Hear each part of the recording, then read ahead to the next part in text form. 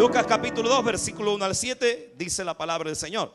Aconteció que en aquellos días se promulgó un edicto de parte de Augusto César, que todo el mundo fuese empadronado. Este primer censo se hizo siendo Cirenio gobernador de Siria, e iban todos para ser empadronados y cada uno a su ciudad. Y José subió de Galilea, de la ciudad de Nazaret, a Judea, a la ciudad de David, que se llamaba Belén, por cuanto era de la casa y de la familia de David, para ser empadronado con María su mujer, desposada, la cual estaba encinta. Y aconteció que estando ellos allí se cumplieron los días de su alumbramiento, y dio a luz su hijo primogénito, y lo envolvió en pañales, y lo acostó en un pesebre, porque no había lugar para ellos en el mesón. Amén. Dios bendiga su palabra. Dígale que está a su lado, la realidad del pesebre. Pregunto, ¿qué significa hoy para nosotros lo ocurrido en el pesebre? Es una pregunta que debemos hacernos. ¿Qué significa hoy para nosotros lo ocurrido en el pesebre? Hago esta pregunta debido a que a muchos de nosotros, a la mayoría, nos contagia el entorno, nos contagia el ambiente que nos rodea. Y digo que nos contagia y de manera muy fácil, porque usted puede ver, la mayoría de nosotros tenemos teléfonos inteligentes y somos amantes por decir algo, de las redes sociales. Hay unos que exageran en ser amantes de las redes sociales, ¿no? Que no pueden dormir. A veces yo me doy cuenta cuando me levanto así en la mañana y me agarro a algunos hermanos que a las 2 de la mañana estaban conectados en WhatsApp. Qué tremendo, hermano. No duerme, hacen vigilia. Ya yo sé, cuando los invito a una vigilia y no venga, le voy a decir, pero tal día sí estabas conectado, ¿no? Entonces nos dejamos contagiar por las cosas que nos rodean. Ahora, ¿será que en ese contagiar podemos llegar a olvidarnos de lo que es el centro de lo que debemos conmemorar en esta fecha? ¿Será que nos dejamos contagiar con eso? ¿Será que esta fecha en que supuestamente hemos tomado para recordar, para celebrar, conmemorar el nacimiento de nuestro Señor, la tomamos como un tiempo solo para dar regalos, colocar un árbol, colocar unas luces y compartir una buena comida con nuestros seres amados? ¿Será que lo tomamos solo para eso? Lo cual no es malo, lo cual está bien que lo hagamos, pero ¿será que nos hemos dejado contagiar con el ambiente y nos hemos centrado solamente en eso? En la buena comida, en las luces, el árbol, la ropa, en las noches de compra. Entonces, ¿nos hemos concentrado, será nada más en eso? ¿O será que nos hemos enfocado en lo que es? Como que por momentos perdemos de vista la realidad que había en el pesebre. Y como parte de esa realidad, te voy a hacer otra pregunta. ¿Qué imagen tenemos de Jesús en esta fecha? ¿Será la de un bebé o será la de que Él es nuestro Señor? Es una pregunta que debemos responder. ¿Será que Jesús sigue siendo el bebé o será que sigue siendo el Señor, el amo y el dueño de nuestro corazón? Es una pregunta que debemos respondernos. Hoy quiero hablarte muy rápidamente de algunas realidades ocurridas en ese suceso glorioso que se dio en el establo. Porque no fue que un niño nació nada más en un pesebre, no. Fue un suceso glorioso. Dígale que está a su lado. Fue un suceso glorioso. Jesús, óigame bien, sería despreciado por muchos y amado por unos pocos. Es una acción que se registra en el pesebre. Si usted analiza el texto que estuvimos leyendo, Él fue puesto, nació en un pesebre, no por deseo de María y de José. Hoy en día uno va y ve los pesebres que hace y dice, ¡ay, qué bonito! Pero yo quisiera que usted un día se diera el lujo de pasar por una finca, por un conuco o un lugar aquí donde crían cerdos y dormir al lado de los cerdos. A ver qué sentiría usted. Va a ver que va a dejar de ser tan bonito. Va a ver que va a dejar de ser tan maravilloso y tan bello. Ningún padre ni ninguna madre, en su lógica, va a desear que su hijo nazca en un establo lleno de animales y más de excremento lleno de animales. Ellos consideraban a Jesús como su hijo, aunque estaban conscientes que era el Hijo de Dios en la tierra. María y José lo trataban como un padre, lo trataban como sus padres en ese instante. Ahora, no creo tampoco con la responsabilidad y el mensaje que le había sido dado a cada uno de ellos, que sabían y tenían claro que Jesús era hijo de Dios. Sabiendo esto, de seguro tampoco desearían aún más traer al Hijo de Dios en un establo. De seguro no lo quisieran, no lo hubieran querido. Bueno, yo acepto si fuera, vamos a decir, mi hijo, porque es mi hijo. Pero si sabiendo yo que es el hijo del otro y más del creador de toda la tierra, que tengo una gran responsabilidad, lo que menos buscaría para tener ese hijo sería un establo. Pero ellos lo hicieron porque no tocó de otra. Aquel lugar, el mesón estaba lleno. El mesón no era una mesa grande como muchos piensan. El mesón era una especie de hospedaje que se utilizaba en aquel tiempo. Y ese hospedaje estaba totalmente saturado, estaba totalmente lleno, puesto que había una fiesta que se celebraba el pueblo judío, y no encontraron ellos lugar para hospedarse allí. En vista de lo sucedido, le llegan los dolores a María y se tiene al Señor en aquel establo.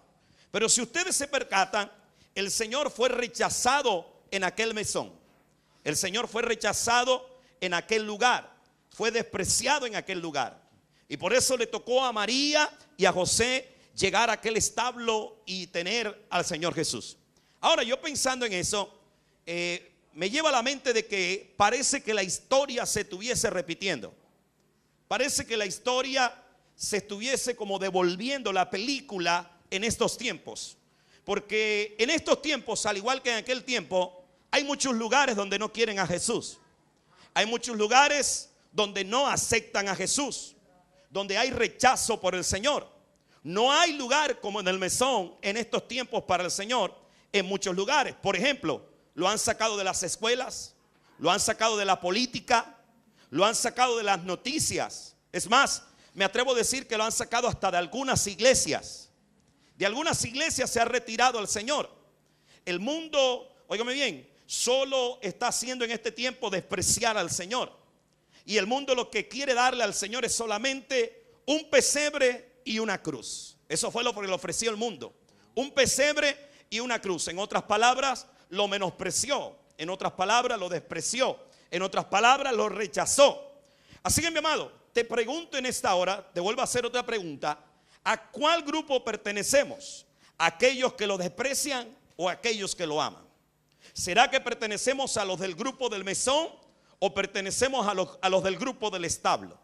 A los del grupo del pesebre. ¿Será que estamos abriéndole las puertas del corazón a Jesús para que entre? ¿O será que le estamos menospreciando en esta hora y estamos dando el lugar de Jesús a otras cosas o a otras personas que no deberían tomar ese lugar, puesto que debería pertenecerle al Señor? Así que, mi amado, ¿qué lugar le estamos dando al Señor? ¿Es un lugar que demuestra que le amamos o un lugar que demuestra que le despreciamos? Y según el texto yo puedo observar o puedo ver que podemos evaluar ese lugar según lo que le damos a Dios. Usted ve en ese pesebre, si usted observa en ese pesebre, hubo muchas personas que ofrecieron, que dieron, que entregaron a Jesús parte de su vida y parte de su corazón. Así que te pregunto, ¿qué le estamos dando a Jesús? Eso revela si en verdad le amamos o si en verdad le despreciamos. ¿Será que le estamos dando lo mejor de nuestro tiempo? ¿Lo mejor de nuestro nivel de obediencia? ¿Lo mejor de nuestros recursos materiales? Porque se dice que también del oriente, dice Mateo capítulo 2, venían unos sabios del oriente por días de camino, días con problemas, con obstáculos en el camino. Recuerde que en aquel tiempo viajar de un país a otro no era muy fácil. Había que atravesar montañas, desiertos, había que enfrentarse a los criminales, a los que atracaban en el camino. Y sin embargo esa gente vino del oriente a ofrecer lo mejor para el Señor. Así que te pregunto, ¿será que Jesús está en el lugar que tiene que estar como rey de nuestro corazón, como rey de nuestra vida?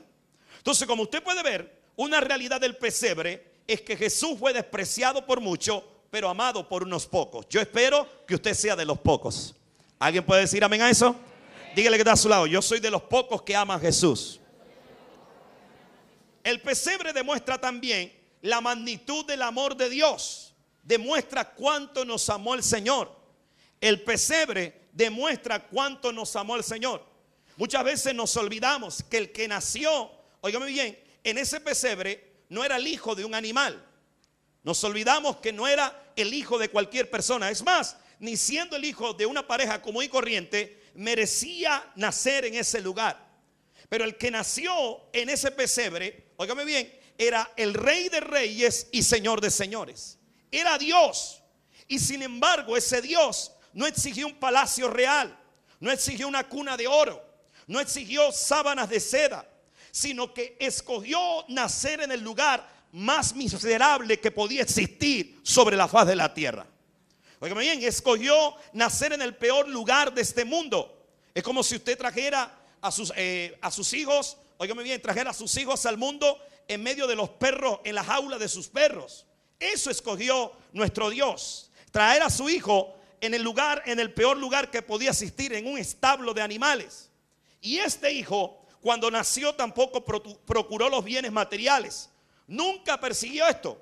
Por el contrario, cuando se hizo hombre, él le decía a la gente que el Hijo del Hombre no tiene ni siquiera dónde recostar su cabeza. Entonces ahí podemos ver que el pesebre demuestra la magnitud del amor de Dios. Dígale que está a su lado. El pesebre, dígale, demuestra cuánto Dios te amó. Entonces al morir él fue puesto hasta en una tumba prestada. No tenía ni siquiera un lote de cementerio separado. Ya algunos de ustedes ya pagaron su lote de cementerio. Pero el Señor no tenía ni siquiera un lote de cementerio, demostrando él cuánto nos amaba, demostrando cuál era lo ancho, lo profundo y el tamaño de su amor. Entonces él se entregó en ese lugar tan miserable, sencillamente para decirnos que él nos ama más que a cualquier ser en este mundo. Entonces es importante que entendamos eso. Ese sucio lugar nos deja saber que es más grande su amor que nuestra mancha de pecado. Porque muchos de nosotros no queremos llegar al Señor porque consideramos que estamos manchados con el pecado. Pero quiero decirte algo: el hecho de Jesús nacer en ese pesebre muestra, óigame bien, que a Dios no le importa la suciedad que hay en nuestro corazón, que Él puede nacer en Él y estando en Él puede limpiar la suciedad que hay en ese corazón. Así que, mi amado, el pesebre demuestra la magnitud del amor de Dios. Así que si alguien en esta mañana dice que Dios no lo ama, pues quiero decirte que sí.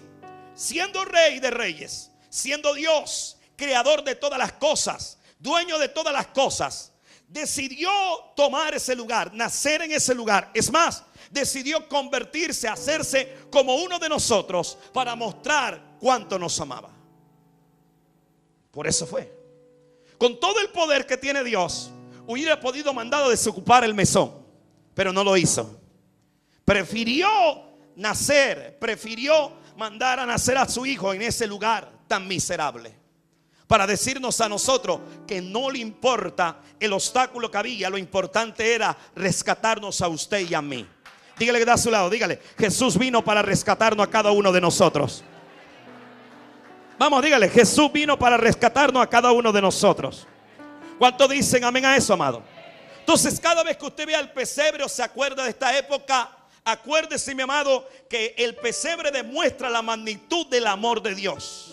Demuestra cuánto Él nos ama. Demuestra cuánto Él nos estima. Así que de pronto que usted está encerrado aquí y piensa que nadie lo ama, pues quiero decirle: hay uno que lo ama más que todo ser que existe en este universo, y es nuestro Dios. Y mostró su amor mandando a su hijo a hacerse un hombre y nacer en un pesebre miserable, en un pesebre puerco. Ahí lo mandó a nacer. ¿Para qué? Para demostrar su amor para con cada uno de nosotros.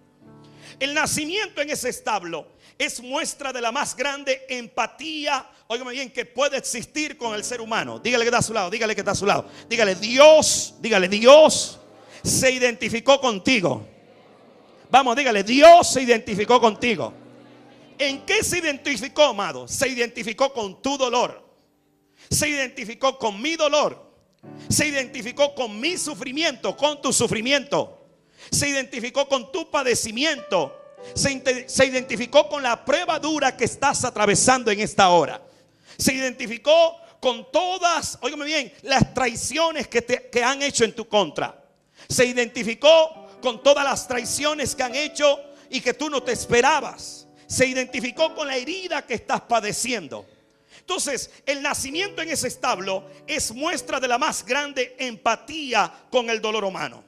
Dios se hizo como uno de nosotros. En otras palabras, se metió en tu zapato.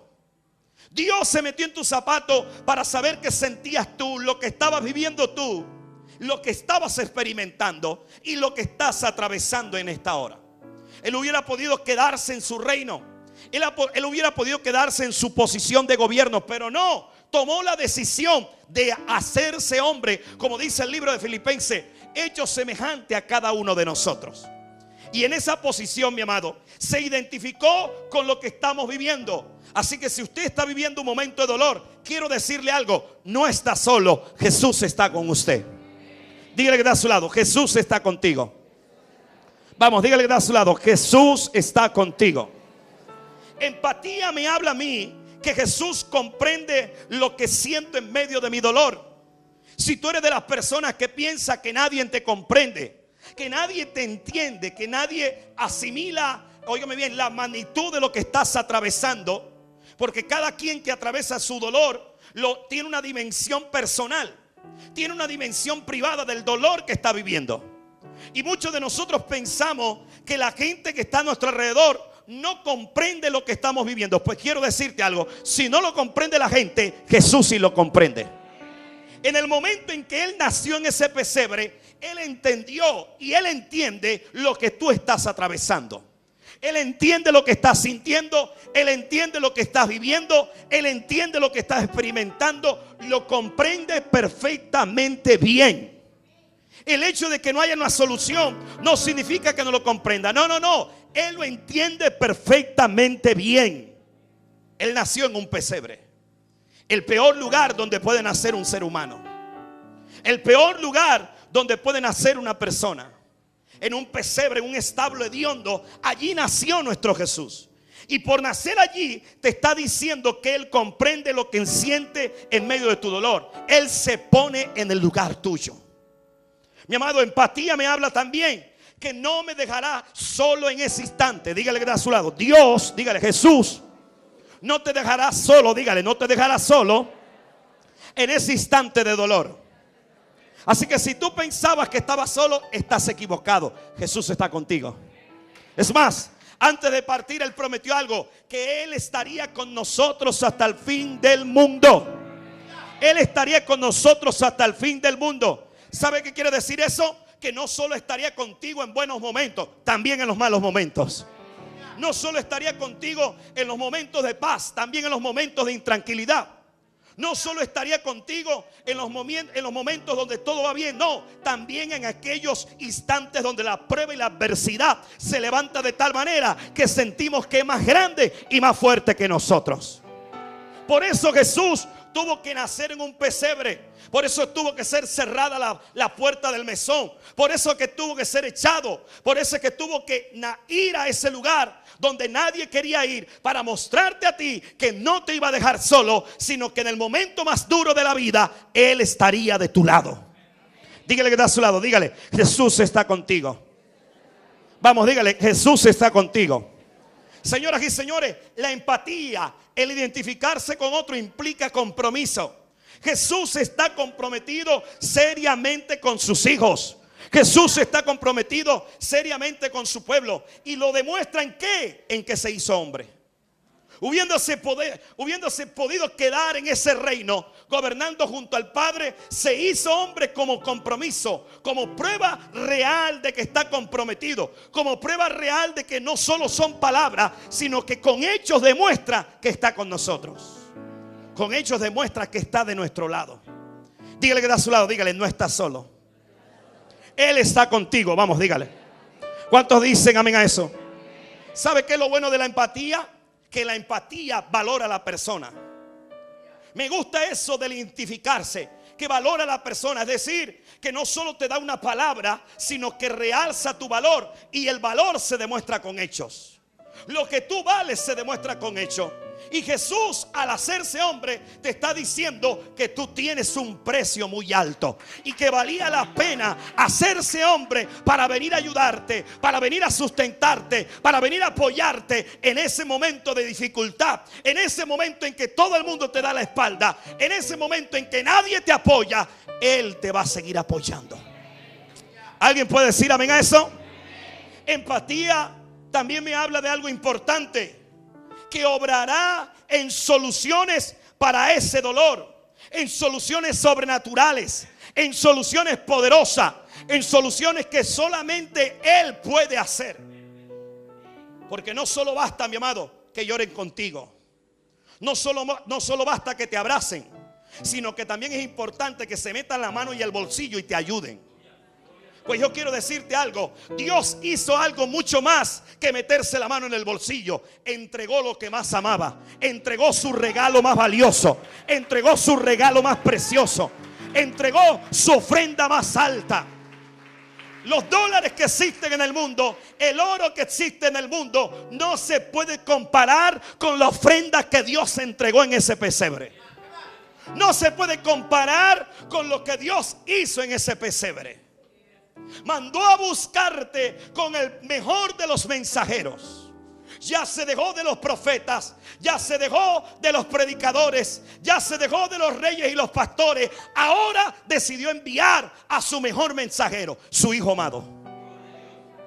Y lo envió por ti, para entregarte soluciones. Si Jesús se hizo hombre, ¿qué no va a poder resolver Él en tu vida? Si el Dios Todopoderoso, el Dios omnipotente que habita en la eternidad, se hizo carne, ¿qué no va a poder hacer en tu vida? Y estando en la carne, venció todas las tentaciones de la carne, ¿qué no va a poder hacer en tu vida? Dígale que está a su lado, dígale que está a su lado, dígale de ese dolor que hay en tu corazón, que hay en tu vida. Dígale, vas a ver, dígale, vas a ver. Dígale la mano de Jesús cambiar esa situación. ¿Alguien puede decir amén a eso? ¿Alguien puede decir amén a eso? Así que, mi amado, quiero decirte algo. Esta época, más que celebrar cena, esta época más que celebrar regalos, algo que debes recordar es que Jesús se hizo hombre para mostrarte que todo lo que está en tu vida contrario, adverso, que te hace sufrir, Él tiene el poder para cambiarlo. Él tiene el poder para transformarlo. Él tiene el poder para hacerlo diferente. Él tiene el poder para trastornarlo y hacer que sea una situación de bendición para ti. ¿Alguien puede decir amén a eso? Dígale que está a su lado, dígale que está a su lado, dígale, Jesús vino. Dígale, para ayudarme a mí y a ti. ¿Alguien puede decir amén a eso? Gracias, Señor.